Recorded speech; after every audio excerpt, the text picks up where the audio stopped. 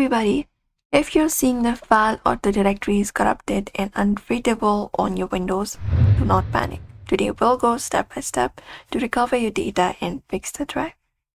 So for that, first of all, make sure the drive is connected properly. You can try using a different USB port or cable because sometimes bad connections can cause this kind of error. Apart from that, you can run chkdsk to repair the drive. So for that, press Windows plus X or directly go to command prompt. And one is as administrator.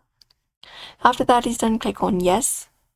And once you click on yes, need to type in this. So just go over and type in chkdsk space X. And then just go over and type in /F/R. Hit enter.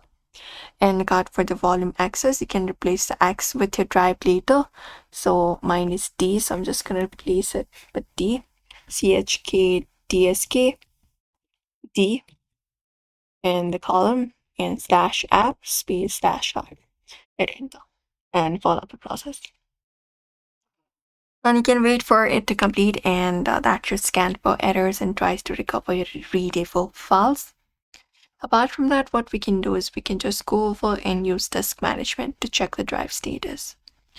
You can go to Windows plus X, go to your disk management, hit enter, and once you hit enter here, you can just go over and look out if the check if the driver shows as raw or unlocated.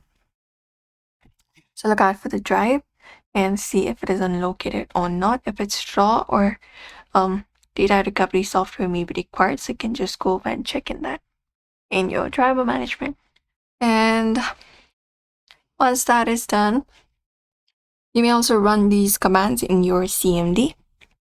So type in CMD, run it as administrator, and once you run it as administrator, you can type in these commands right here. So first one is sfc space /scan now. Hit enter.